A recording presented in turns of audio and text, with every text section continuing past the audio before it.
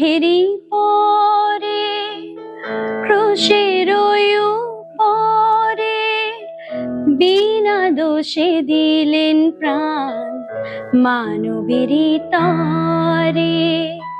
কাল ভেরি পরে ক্রুশের পরে বিনা দোষে দিলেন প্রাণ মানবেরই তরে। কাটার মুকুট পরে শৈলে যন্ত্রণারে অশ্রু বহে দু নয়নে আমার মুক্তি তরে। কাটার মুকুট পরে শৈলে যন্ত্রণারে অশ্রু বহে দু নয়নে আমার মুক্তি তরে। অসাধারণ একটা সুন্দর বাতাবরণ এই মুহূর্তে আমাদের স্টুডিওতে হয়ে গিয়েছে। আর এই সুন্দর আরাধনার গানের পরে আমি বিশ্বাস করি শুধুমাত্র ক্যামেরার এপারে আমি নয়, কিন্তু আমাদের দর্শক বন্ধুরা যারা ক্যামেরার ওপার থেকে দেখছেন তারাও নিশ্চয়ই এই গানের মাধ্যমে আপনারা আশীর্বাদ প্রাপ্ত হয়েছেন। আর ঠিক ইস্টার সানডের পরেই আজকে স্টুডিওতে আমার সঙ্গে যে অতিথি রয়েছে তার পরিচয় তো আপনারা আগেই পেয়ে গেছেন, একটা যে তিনি অসাধারণ একজন ওয়ার্শিপার, কিন্তু তা বাদ দিয়েও তার থেকে শুনে নেব তার বিশ্বাসের জার্নি কেমন ছিল। আজকে আমার সঙ্গে স্টুডিওতে রয়েছে মধুরিমা মিত্র। ওয়েলকাম মধুরিমা বিয়ন্ড সানডের একটি এপিসোডে। এত ব্যস্ততার মধ্যেও আসার জন্য অসংখ্য ধন্যবাদ। কিন্তু আজকে আমাদের যে থিম রয়েছে সেই থিমটা হচ্ছে যে বিশ্বাস যা আমাদের জীবনকে বদলে দেয়। আর আমি জানি যে তোমার জীবনেও এরকম অনেক স্টোরি রয়েছে, যে স্টোরিগুলোতে তোমার জীবনের অনেক সময় হয়তো সন্দেহের মাঝখানেও ঈশ্বরকে তুমি খুঁজে পেয়েছো। আর আজকে আমাদের দর্শক বন্ধুরা সেগুলোই জানতে চায়, কিন্তু তার আগে আমি বলবো যদি নিজেকে একটু পরিচয় করিয়ে দাও আমাদের ভিউয়ার্সদের সঙ্গে। নিশ্চয়ই। সকলকে জয় যিশু, প্রেজ দ্য লর্ড। আমার নাম মধুরিমা মিত্র, আমি দমদম ক্যান্টনমেন্টের বাসিন্দা। আমি আমার স্কুলিং কমপ্লিট করেছি সেন্ট স্টিফেন্স থেকে এবং আমার কলেজে গ্র্যাজুয়েশন আমার কমপ্লিট হয়েছে সেন্ট পলস ক্যাথিড্রাল থেকে। আমি মাস্টার্স করি রবীন্দ্র ভারতী থেকে এবং বিএড কমপ্লিট করি বিষ্ণুপ্রিয়া এডুকেশন ইনস্টিটিউশন থেকে। এবং আমি একজন প্রফেশনালি টিচার এবং ওয়ার্শিপার, এবং আজকে এখানে আসতে পেরেছি তাই জন্য প্রভুকে ধন্যবাদ দিই, বিশেষ করে তোমায় ধন্যবাদ দিই যে আমাকে ইনভাইট করেছো।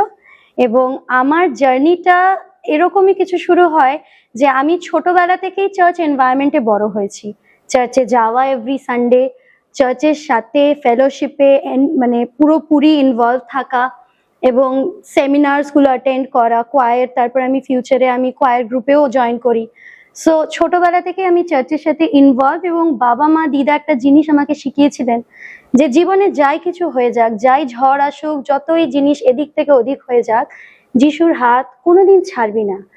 তাই আজকে এই বয়সে এসে দাঁড়িয়ে আমি বলতে পারি যে আমি ঈশ্বরের হাত কতটা জোরে ধরে রাখতে পেরেছি জানি না, কিন্তু ফর শিওর যে প্রভু যিশু আমার হাত খুব জোরে শক্ত করে ধরে রেখেছেন।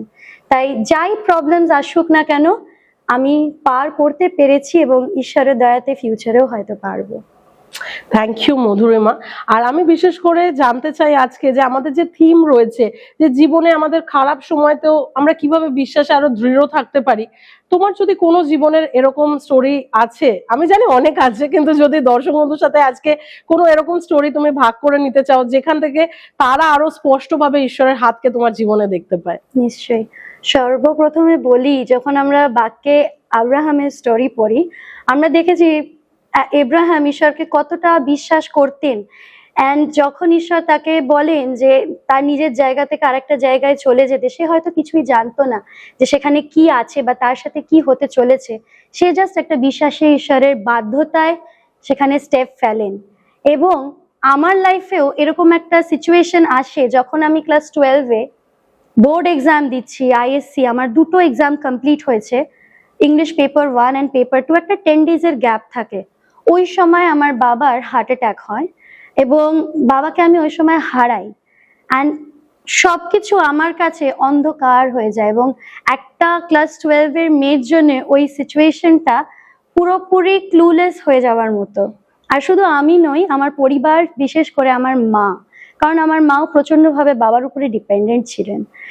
কিন্তু আমি জানতাম যে আমার প্রভু মহান এবং তিনি আমাকে ধরে রাখবেন।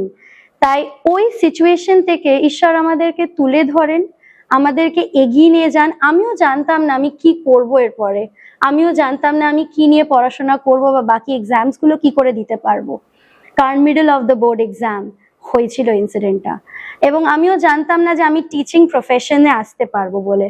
কিন্তু প্রভুকে ধন্যবাদ দিই যে তিনি আমার ওই সিচুয়েশন থেকে হাত ধরে তিনি আজকে আমাকে এই জায়গায় এনেছেন। হয়তো আমাদের লাইফ পারফেক্ট নয়, কিন্তু প্রভুকে ধন্যবাদ দিই ইমপারফেকশনস এর মধ্যে বিশেষ করে ঈশ্বরকে আমি পেয়েছি খুঁজে, এবং ছোট থেকে ছোট জিনিসেও প্রভু আমাকে এত সাহায্য করেছেন এবং এতটাই তিনি আশীর্বাদ করেছেন যে আমি কাউন্ট করে বলতে পারবো না ঈশ্বরের কতটা আশীর্বাদ আমার জীবনে আছে। মধুরিমা, যেরকম আজকে আমাদের থিম রয়েছে যে বিশ্বাস, যেটা আমাদের জীবনকে বদলে দেয়, আর কঠিন সময় বিশ্বাস ধরে রাখাটা খুব একটা সহজ নয়। আমরা বিয়ন্ড সানডেতে অনেক রকমের আলোচনা শুনি। তো আমি জানি যে তোমার জীবনে একটা আরোগ্যতা ঈশ্বর দিয়েছিল এবং একটা জার্নি রয়েছে তোমার, যেখানে তুমি হয়তো সেই আরোগ্যতাকে পেয়েছিলে অনেক বছর বাদে। আমাদের দর্শক বন্ধুদের সাথে যদি একটু শেয়ার করে নাও যে কিভাবে এই বিশ্বাস তোমার জীবনে কাজ করেছে।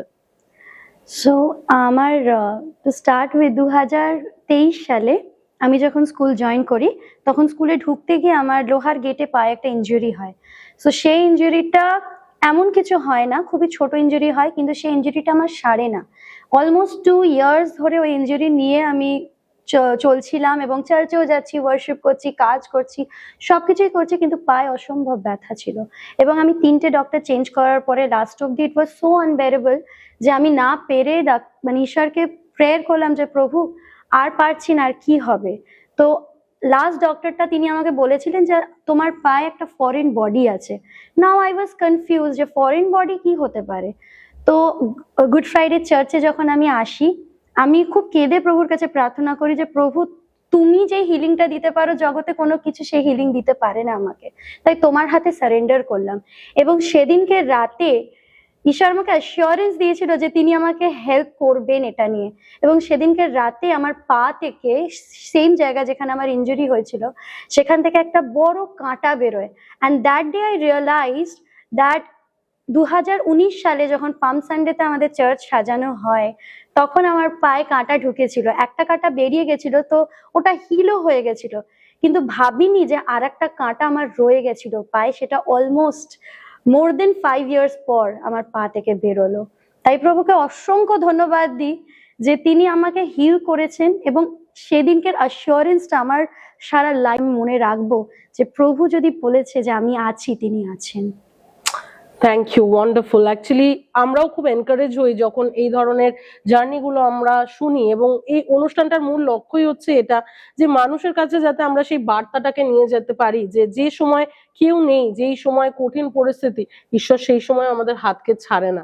আর প্রিয় দর্শক বন্ধুরা, আপনাদের প্রত্যেককে ধন্যবাদ আমাদের সঙ্গে শোয়ের এতটা সময় অবধি থাকার জন্য। আর যদি আপনি এতটা সময় অবধি এসে গেছেন, আপনাকে আমি বলতে চাই যে আমাদের সঙ্গে আজকে যে অতিথি রয়েছে তার কিন্তু একটা ইউটিউব চ্যানেল রয়েছে এবং সে কিন্তু নিজে গানও লেখে। তো একটু যদি তোমার চ্যানেলটার নামটা বলে দাও এবং দুকলি যদি তোমার লেখা কোনো গান আমরা শুনতে পারি। নিশ্চয়ই, আমার চ্যানেলের নাম মধুরিমা মিত্রা, আমার নাম সার্চ করলেই আমার চ্যানেল পাবে। মধুরিমা, একটু যদি তোমার লেখা একটা গান আমাদের দর্শকের সঙ্গে দুকলি শোনাও। নিশ্চয়ই। দু চোখ তোমায় খুঁজে যায়, প্রভু তোমায় আমি চাই, জীবন তোমায় সঁপে যায়, জগৎ ছেড়ে চলে যায়, তবু তুমি আমার ঠাই, আমি তোমায় পুজি তাই। দিন আসে চলে যায়, তবু তুমি চিরস্থায়ী, আমি তোমার অপেক্ষায়। রাত কাটে প্রতীক্ষায়, প্রভু তোমার আরাধনায়, সান্ত্বনায়, ভালোবাসায়। সত্যি অসাধারণ। জগৎ ছেড়ে চলে যায় কিন্তু তুমি আমার ঠাই। হ্যাঁ, একেবারেই ঠিক কথা। জগৎ ছেড়ে যায় কিন্তু ঈশ্বর কখনো আমাদেরকে ছেড়ে যান না। শুধু খারাপ সময়তেই ঈশ্বরের কথা মনে করবেন না, কিন্তু ভালো সময়তেও তাকে আপনার জীবনে রাখুন, কারণ তিনি একজন প্রেমী পিতা। তিনি চান তার জীবনে আমরা যাতে তাকে স্মরণ করি, তাকে যাতে মহিমান্বিত করি। আর সেটা কিভাবে করবেন? আপনার নিকটবর্তী যে কোনো মণ্ডলীর অংশ হয়ে, অথবা আপনি যদি চান আমাদের park street Assembly's of god চার্চের কোনো শাখার অংশ হতে, আপনি এখানেও আসতে পারেন। কমেন্ট সেকশনে লিখতে ভুলবেন না আজকের এপিসোড আপনাদের কেমন লাগলো। আবারও বলবো, যদি আপনারও জীবনে কোনো সাক্ষ্য থাকে, আপনি যদি চান আমাদের সাথে ভাগ করে নিতে, তাহলে অবশ্যই আমাদের সঙ্গে যোগাযোগ করবেন। নিচে স্ক্রিনে একটি নাম্বার যাচ্ছে, যেখানে আপনারা যোগাযোগ করলে আমাদের সঙ্গে আপনাদের সেই সাক্ষ্যকে ভাগ করে নিতে পারেন। আর কে বলতে পারে, হয়তো এখানে এই আমার পাশের সিটে কালকে আপনার সেই সাক্ষ্যকে দর্শক বন্ধুরা শুনবে। অশেষ ধন্যবাদ। আর আবারও আপনাদেরকে বলি, ঈশ্বরের অনুগ্রহের নিচেতে থাকুন সারাটা সপ্তাহ, বিয়ন্ড সানডে। শুধুমাত্র রবিবার নয়, কিন্তু রবিবার বাদ দিয়েও বাকি দিন ঈশ্বরের সঙ্গে যুক্ত থাকুন। ভালো থাকবেন, সুস্থ থাকবেন। সকলকে ধন্যবাদ।